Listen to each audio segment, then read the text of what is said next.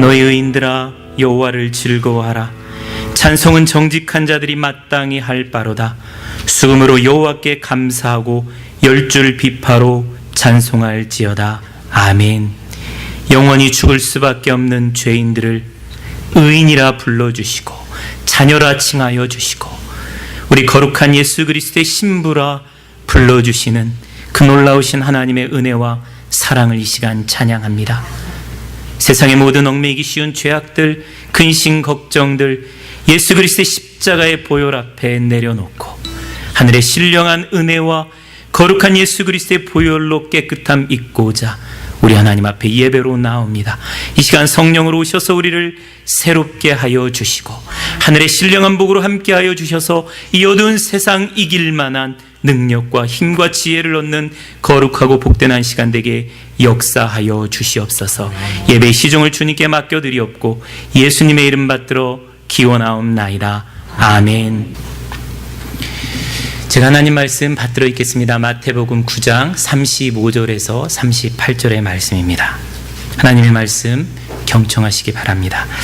예수께서 모든 도시와 마을에 두루 다니사 그들의 회당에서 가르치시며 전국 복음을 전파하시며 모든 병과 모든 약한 것을 고치시니라. 무리를 보시고 불쌍히 여기시니 이는 그들이 목자 없는 양과 같이 고생하며 기진함이라. 이에 제자들에게 이르시되 추수할 것은 많되 일꾼이 적으니 그러므로 추수하는 주인에게 청하여 추수할 일꾼들을 보내어 주소서 하라 하시니라. 아멘. 하나님의 말씀입니다. 우리 37절 38절 말씀을 한 목소리로 함께 받들어 있습니다. 이에 제자들에게 이르시되 추수할 것은 많되 일꾼이 적으니 그러므로 추수하는 주인에게 청하여 추수할 일꾼들을 보내어 주소서 하라 하시니라. 아멘. 오늘은 마태복음 9장 35절에서 38절 말씀을 통해서 누가 예수님의 제자인가 라는 제목으로 함께 하나님의 은혜 나누길 원합니다. 먼저 말씀 듣기 전에 잠깐 옆에 있는 분들과 사랑 인사 나누시겠습니까? 예, 반갑습니다. 예. 예, 오늘 설교는 작은 퀴즈로 시작하도록 하겠습니다. 예수 믿는 사람이라는 것을 전제했을 때 다음 중 누가 예수님의 참된 제자입니까? 1번 가정주부로 열심히 가정을 돌보는 사람, 2번 직장인으로 열심히 직장 생활을 하는 사람, 3번 학생으로 열심히 공부하는 사람, 4번 열심히 기도하며 전도하는 사람, 5번 군인으로 나라를 지키는 사람. 어떤 사람이 예수님의 참된 제자예요? 다라는 근거가 있으십니까? 네, 완전히 자기 마음대로 답을 다시네요. 네, 여러분들이 그리고 제가 이 짧은 퀴즈에 대한 답을 얻기 위해서는 제자가 누구인가, 제자를 뭐라 정의하는가를 알아야 됩니다. 그럴 때 정말로 이게 다 답이 되는지 아니면 답이 없는지를 우리가 알 수가 있습니다. 이 미리암 웹스터라는 영어 사전을 보면 제자란 무엇인가에 대한 이 정의를 이렇게 내려놓고 있습니다. 그러니까 세상 사람들이 생각하는 제자란 이런 것이다. 어떤 사람이냐면 이 다른 사람의 가르침을 embrace, 받아들이고 포용하고 그것을 전파하는 것을 돕는 사람이 제자라는 거예요. 그리고 어떤 운동이나 철학을 열정적으로, 능동적으로 지지해주는 사람이 제자라고 이야기하고 있습니다. 그리고 어떤 선생님이나 사상, 학파를 그 학파가 가르치는 doctrine, 이 교리들, 가르침들을 따르는 사람을 가리켜서 제자라고 이야기를 하고 있습니다. 이 제자를 정의를 하는데 이 동사만 이렇게 주의를 기울여서 본다면 제자는 어떤 사람이냐? embrace하고 포용하고 그리고 가르치는 것, 그 전파하는 것을 돕는 사람이에요. 그리고 아주 능동적으로 지지해주는 사람입니다. 그리고 그것을 따르는 사람입니다. 여러분 아시겠지만 여기서 제자란 무엇이냐에 대한 개념, 이것이 일반적인 상식과 조금 다르다라는 것을 발견할 수 있습니다. 특히 이 동양적인 사고에 익숙해진 사람들은 제자는 스승의 가르침을 배우는 사람이다라고 생각을 합니다. 그죠? 스승이 있고 제자가 있어요. 그래서 제자는 스승이 가르치는 것들을 잘 배우는 사람을 가르쳐서 제자라고 이야기합니다. 이 제자의 개념은 굉장히 정적이고 또 어떻게 보면 관념적이고 또 어떻게 보면은 이렇게 좀 뭔가 멈춰서 있는 듯한 그런 느낌입니다. 그런데 이 사전의 정의를 보면 굉장히 제자는 동적이고 역동적이고 무엇인가 행동하는 것을 가르쳐서 제자라고 정의하는 것을 볼 수가 있습니다. 포용하고 돕고 능동적으로 지지해주고 따르는 사람을 제자라고 이야기를 하는 것이지요. 저만 그렇게 생각하고 있나? 저는 이 제자의 개념을 굉장히 정적으로 뭔가 배우는 수동적인 그런 입장이라고 이해를 했기 때문에 저만 그런가 해서 이 6학년 올라가는 제 아들에게 물어봤습니다. 제자가 뭐냐? 그랬더니 이 아이가 예수님을 믿고 예수님의 말씀을 배우고 거기다 이렇게 이야기하는 거예요. 예수님을 따르는 사람을 제자라고 하는 거 아니에요, 아빠? 이렇게 이야기하는 거예요. 제가 충격을 받았습니다. 얘가 저보다 더 제자에 대한 이 이해가 한 단계 더 나아가 있는 것을 볼 수가 있었어요. 제자는 수동적으로 정적으로 뭔가 사변적으로 배우는 사람이라는 이런 관념이 저한테 많았는데 얘는 따르는 사람이라는 이 동사로 파악하고 있는 것을 볼 수가 있었습니다. 오늘 성경 본문을 보면은요, 이 마태복음도 동일하게 제자의 개념을 우리에게 이야기를 해주는데 상당히 역동적이고 그리고 뭔가 행동을 하는 사람을 가리켜서 제자라고 이야기를 하는 것을 우리가 볼 수가 있습니다. 오늘 본문 말씀은 이 제자가 무엇인가를 가르쳐주는 아주 기본적인 말씀입니다. 예수님께서 마태복음 10장에 보면 예수님의 12제자의 리스트가 등장하고 있잖아요. 예수님의 12제자를 부르게 된 배경, 동기를 말씀해 주는 본문이 오늘 마태복음 9장 35절에서 10장 1절까지의 말씀입니다. 그렇기 때문에 제자가 누구인가, 제자의 삶이 무엇인가를 정말로 알고 그 제자의 삶을 살기를 원하는 사람들은 이 본문을 묵상하고 또 묵상하고 그래서 거기에 있는 제자의 개념을 알고 순종해서 살아가야 됩니다. 많은 사람들이 제자로 살아가십시오. 제자 삼는 사역에 동참하십시오. 제자로 살아가십시오. 나는 예수님의 제자입니다 라고 이야기를 하지만 진짜 제자의 삶이 무엇인가, 제자가 무엇입니까? 라고 물으면 모호할 때가 있습니다. 그런데 오늘 본문은 제자가 무엇이다 라는 것을 아주 우리에게 명확하게 이야기해 줍니다. 이 개념이 잡혀 있지 않으면 우리가 회색 분자로 살아갈 이런 위험이 있어요. 회색 분자는 적도 아니고 우군도 아니고 그 정체가 모호한 사람을 가리켜서 회색 분자다 이렇게 이야기합니다. 제자도 아니고 그리고 제자가 아닌 것도 아니고 예수 믿는 사람도 아니고 안 믿는 사람도 아니고 남편인 것 같기도 하고 아닌 것 같기도 한, 교인인 것 같기도 하고 아닌 것 같기도 한, 목사인 것 같기도 하고 장사꾼인 것 같기도 한 애매모호한 정체성을 드러낼 수밖에 없는 것은 개념이 모호하고 그 개념대로 살아가지 않기 때문에 그래요. 그러니까 우리가 예수 그리스도 앞에서 회색 분자로 낙인 찍히지 않기 위해서는 예수님도 저 정말 누군지 모르겠다 라는 소리를 듣지 않기 위해서 오늘 이 말씀을 깊이 묵상해야 됩니다. 근데 여러분들이 이미 이 말씀을 신앙생활하면서 수도 없이 들었을 거예요. 근데 저도 이 말씀을 많이 들었고 또 전했지만 묵상하는 가운데 제자가 이런 것이구나 하는 개념을 요즘에 명확하게 얻을 수가 있었습니다. 오늘 본문을 통해서 우리 하나님께서 저와 여러분들에게 제자란 무엇인가, 누가 예수의 제자인가에 대한 명확한 개념을 알려주시고 그 개념을 쫓아 살아갈 수 있도록 은혜 주시기를 원합니다. 먼저 오늘 본문을 보면요, 이렇게 시작되고 있습니다. 예수께서 모든 도시와 마을에 두루 다니사 그들의 회당에서 가르치시며 천국 복음을 전파하시며 모든 병과 모든 약한 것을 고치시니라. 예수님께서 갈릴리 모든 마을을 돌아다니시고 그들에게 천국 복음을 가르치시고 고치시고 하나님 나라를 전파하셨다는 거예요. 갈릴리 사역을 마무리하는 말씀입니다. 그런데 그렇게 무리들을 만나고 다니면서 고치시고 가르치시고 전파하신 다음에 예수님께서 마음 가운데 느끼신 것은 안타까움입니다. 무리를 보시고 불쌍히 여기셨다. 그래서 컴패션이라고 하는데 원어의 의미는 창자가 끊어지는 것과 같은 아픔을 느꼈다라는 거예요. 그 아픔을 느낀 이유가 두 가지입니다. 하나는 목자가 없는 거예요. 또 다른 하나는 추수꾼이 없어서입니다.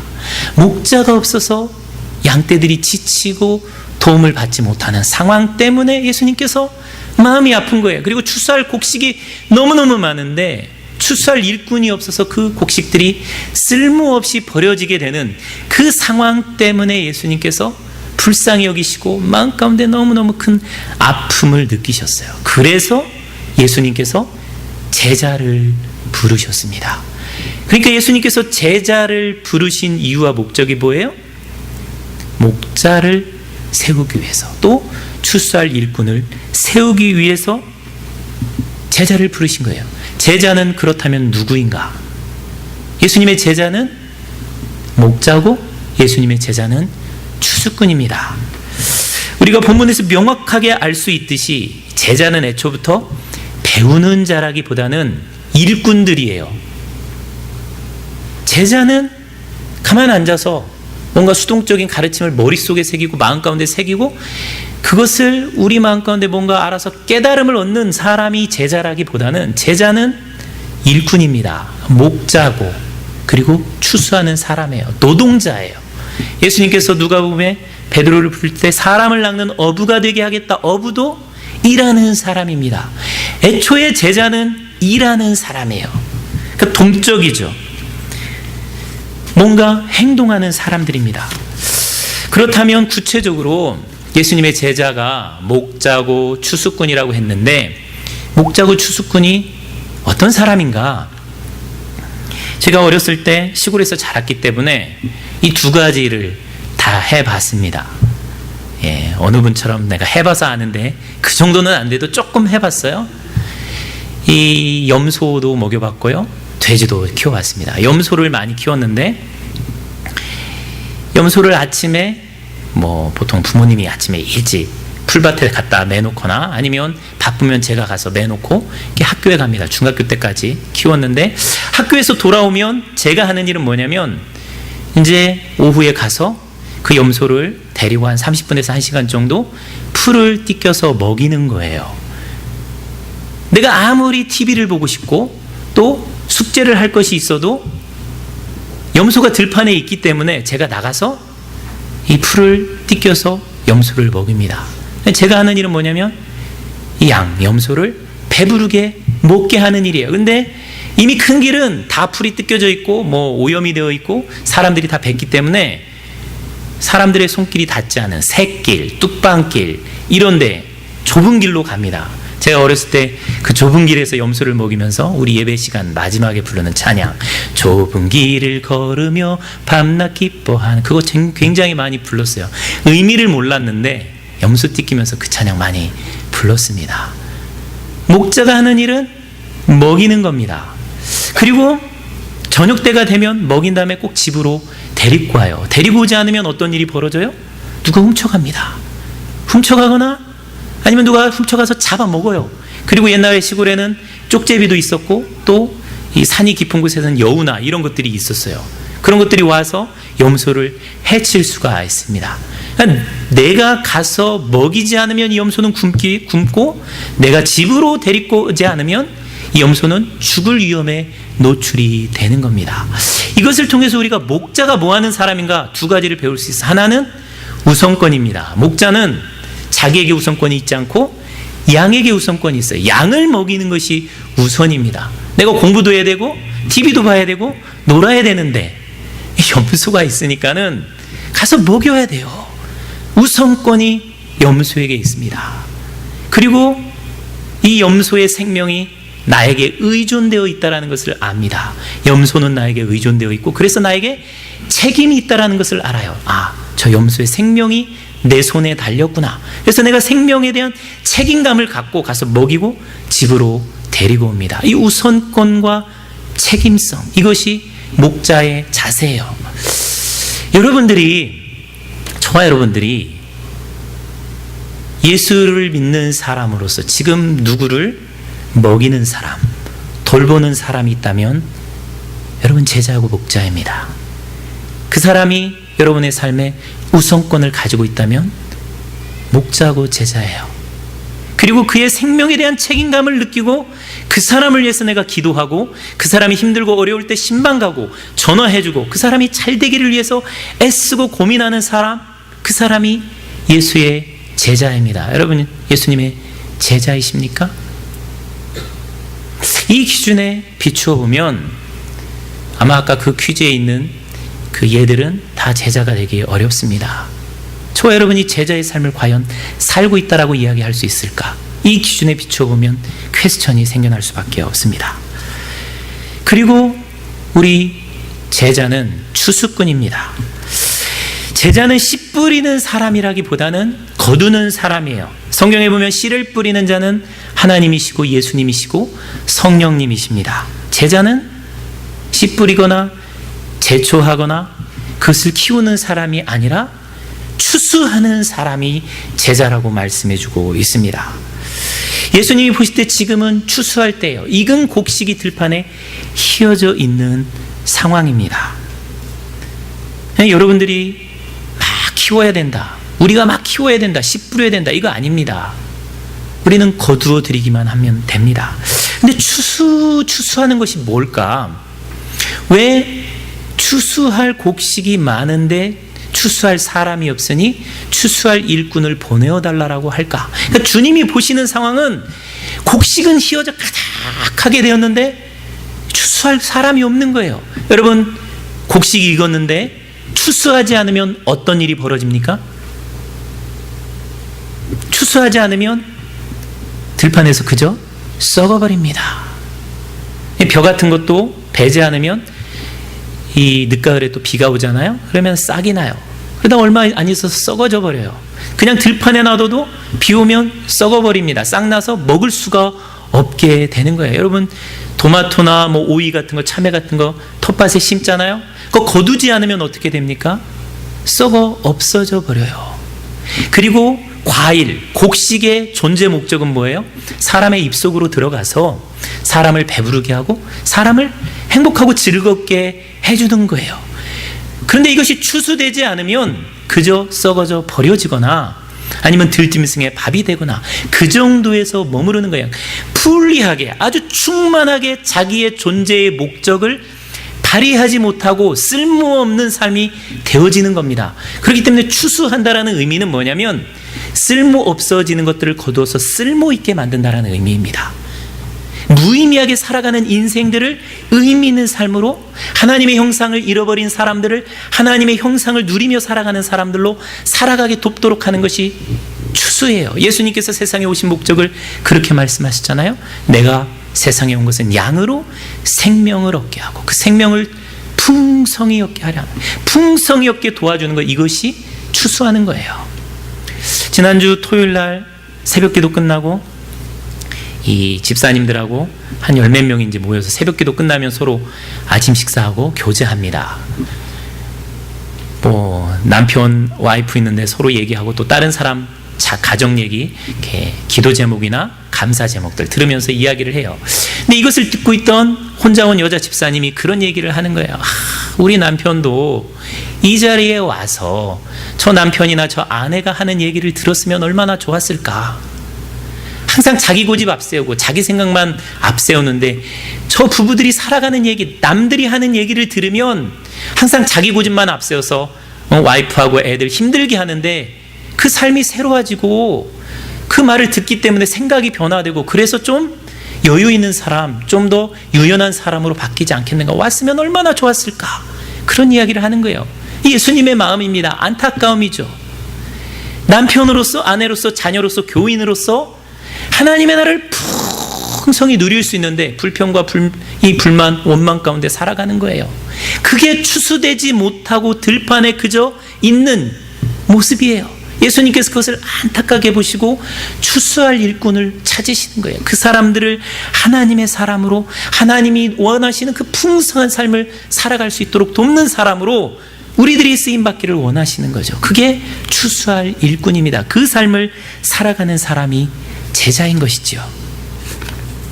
제자는 이렇게 목자이고 추수하는 일꾼입니다. 그런데요, 우리가 이 기준에 비춰보면 진짜 내가 과연 그런 제자의 삶을 살아가고 있는가? 퀘스천이 들 수밖에 없습니다. 근데 중요한 건 예수님께서 목자로 그리고 추수할 일꾼으로 부르시는 그 사역의 본질입니다. 이 본질이 빠지고 추수할 일꾼 되십시오, 목자 되십시오, 이러면 그건 또 다른 폭력이 되는 거예요. 또 다른 부담이 됩니다. 살 수 없는 것 때문에 절망할 수밖에 없어요.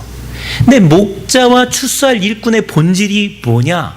그 본질을 살려서 살아간다면 우리는 제자의 삶을 살아갈 수가 있어요. 자, 예수님께서 목자로 세우시고 추수할 일꾼으로 제자들을 세우시는 이유가 뭐예요? 예수님께서 무리들을 보시고 지치고 도움받지 못하고 쓸모없는 삶을 살아가게 되는 것에 대한 안타까운 마음에서 제자들을 부르시는 거예요. 자, 그들이 현재 어떤 상황에 있습니까? 사람들이 안타까운 상황이에요. 도움받지 못하고 지치고 쓸모없는 삶을 살아가는 삶. 이게 뭐예요? 고통받는 삶입니다.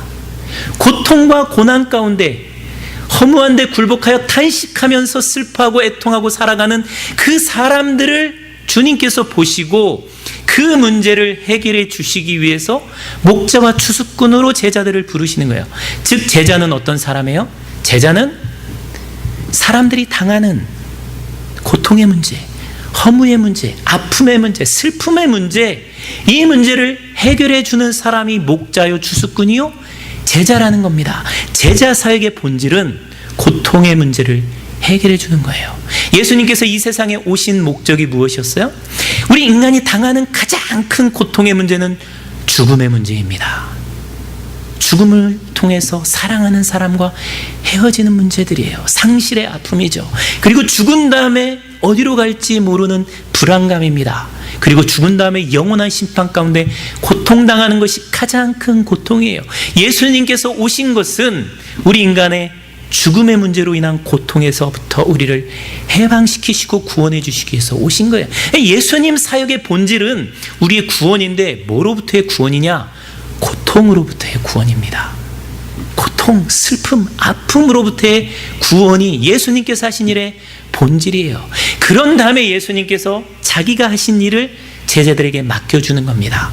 우리 인간이 당하는 아픔과 고통의 문제를 해결해 주는 사람으로 제자를 세우시는 거예요. 그렇기 때문에 우리가 지금 현재 어느 누구의 고통의 문제를 해결해 주는 삶을 살아가고 있다면 그 사람은 제자로서의 삶을 살아가고 있는 것입니다. 반면에 고통을 가중시키거나 고통을 만들어내는 삶을 살아가고 있다면 그 사람은 예수님을 믿는다고 하지만 제자의 삶을 살아가고 있지 못하는 거예요. 제가 목사로 설교를 하잖아요.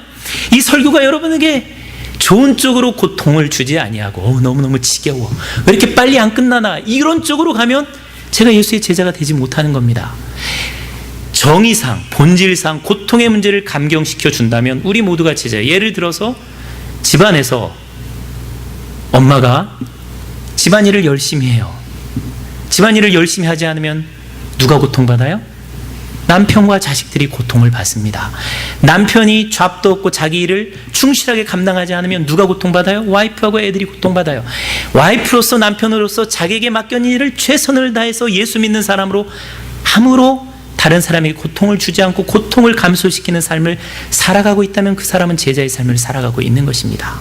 어떤 사람이 세탁을 하는데 얼룩이 빠지지 않아요. 얼룩이 빠지지 않는 옷을 입을 수 있습니까? 고통스럽죠. 얼룩이 빠지지 않을 때 세탁소에 갖다 줬어요. 깨끗하게 빨아졌습니다. 예수 믿고 세탁소에서 열심히 일하는 사람, 다른 사람이 가지고 있는 고난의 문제를 감소시켜 주는 거기 때문에 그것도 예수의 제자로서의 삶입니다. 여자들 제일 고민이 뭐예요? 머리가 잘 안 만들어져요. 아무리 막 해도 이 머리의 모양이 영 마음에 들지 않습니다. 마음에 고통이 오죠. 살롱에 갔어요. 그 사람이 딱 머리를 만지니까는 너무너무 이쁜 머리, 내가 아닌 내가 된 거예요. 와, 너무 행복하죠. 기쁨을 주는 거죠. 내가 갖고 있는 고민의 문제, 고통의 문제를 해결해 주는 거예요. 살롱의 여주인은 예수님의 제자로 그 일을 하는 것입니다. 음식점을 운영하시는 분들, 배가 고파서 손님이 찾아갔어요. 배고픔은 고통입니다. 먹었어요. 샌드위치도 먹고 윙도 먹는데 너무너무 맛있는 거예요. 배가 불렀어요. 고통의 문제가 해결됐어요. 그 사람은 예수의 제자로서 세상의 고통의 문제를 해결해 주는 삶을 살아가는 겁니다. 옛날에는 자동차의 와이퍼가 그냥 비 오는 것과 상관없이 그냥 일정한 속도로 움직였어요. 그런데 기술의 발전을 통해서 영화로도 나왔죠. 비가 오는 거에 따라서 속도가 조절이 됩니다. 그것으로 인해서 교통사고가 감소가 되는 거예요. 사고가 일어났을 때 얼마나 많은 사람이 고통을 겪습니까? 그러나 기술의 발전을 통해서 고통이 감소가 되는 거예요. 자동차를 편리하게 만들어서 고통을 감소시키는 사람, 의학의 발전을 통해서 수많은 연구를 통해서 사람들의 고통을 감소시켜 주는 그 일을 하는 예수 믿는 사람은 예수의 제자로 살아가는 겁니다. 이 기준을 놓고 본다면, 제자사역의 본질이 고통을 감소시켜 주는 거라는 이 본질을 놓고 본다면 여러분들은 다 예수의 제자로 능히 살아갈 수가 있고 지금 현재 우리가 살아가고 있는 거예요. 예수님께서 마태복음에 25장에 이렇게 말씀하고 계십니다. 이 의인들이 대답하여 이르되 주여 우리가 어느 때에 주께서 줄이신 것을 보고 음식을 대접하였으며 목마르신 것을 보고 마시게 하였나이까? 어느 때에 나그네 되신 것을 보고 영접하였으며 헐벗은 것을 보고 옷 입혔나이까? 어느 때에 병드신 것이나 옥에 갇히신 것을 보고 가서 배웠나이까 하리니, 임금이 대답하여 이르되 내가 진실로 너희에게 이르노니 너희가 여기 내 형제 중에 지극히 작은 자 하나에게 한 것이 곧 내게 한 것이니라. 이 한 일의 본질이 뭐예요? 다 저기에 있는 사람들, 줄인 사람들, 목마른 사람들, 나그네 된 사람들, 헐벗은 사람들, 병든 사람, 옥에 갇힌 사람은 다 고통받는 사람이라는 공통점과 본질을 가지고 있는 거예요. 한 일의 본질은 고통을 경감시켜 준 것입니다. 그거에 대해서 상이 있다는 거예요. 예수님께서 마태복음 10장 40절 이렇게 말씀해요. 또 누구든지 제자의 이름으로 이 작은 자 중 하나에게 냉수 한 그릇이라도 주는 자는 내가 진실로 너에게 이르노니 이 사람이 결단코 상을 잃지 아니하리라. 제자의 삶의 본질은 뭐냐면 냉수 한 그릇이라도 주는 겁니다. 냉수 한 그릇 주는 것의 본질은 그 사람이 가지고 있는 목마름이라는 고통을 해결해 주는 거예요. 그 사람이 상을 잃지 않는다고 말씀해 주고 있습니다. 자, 그러면 설교 처음 시작할 때 퀴즈에 대한 해답을 찾을 때입니다. 다음 중에 누가 예수의 참된 제자입니까? 여러분이 처음부터 맞히셨어요. 다 예수의 제자입니다. 어떤 측면에서? 죽음과 고통의 문제를 해결해 준다는 차원에서 다 예수님의 제자입니다. 우리 사랑하는 성도 여러분, 지금 어떤 삶을 살아가고 계십니까? 고통의 문제를 해결해 주는 삶을 살아가고 계십니까? 아니면 고통을 만들어내는 삶을 살아가고 계십니까? 목자로서, 추수하는 일꾼으로서 타인의 고통을 해결해 주는 사람으로 살아가시기를 주의 이름으로 축원드립니다. 그러나 여기서 하나 반드시 짚고 넘어가야 되는 것은 타인의 고통의 문제는 머리로 해결되지 않는다는 것입니다. 예수님은 우리 죽음의 고통의 문제를 해결하시기 위해서 몸으로 십자가에 올라가 죽으셨어요. 내가 죽지 아니하고는, 내가 십자가에 몸으로 올라가지 않고는 고통의 문제가 해결되지 않습니다. 내 몸으로 희생하고 헌신하고 섬기지 않는 한 고통의 문제는 해결되지 않습니다. 몸으로 제자의 삶 살아가는 저 여러분 될 수 있기를 주의 이름으로 축원드립니다. 아멘. 이 시간 같이 기도합니다. 한번 우리의 마음 가운데 손을 얹고요, 같이 한번 기도했으면 좋겠습니다. 하나님, 나의 삶이 고통의 문제를 해결해 주는 삶이 되게 복 내려 주시옵소서. 이 세상에 얼마나 정말로 고통으로 인하여 아파하고 슬퍼하고 절망하며 힘들어하는 사람들이 많습니까? 주님, 제가 목자로, 제가 추수하는 일꾼으로 고통의 문제를 감경시켜주고 해결해주는 예수의 제자로 살아갈 수 있도록 도와주시옵소서.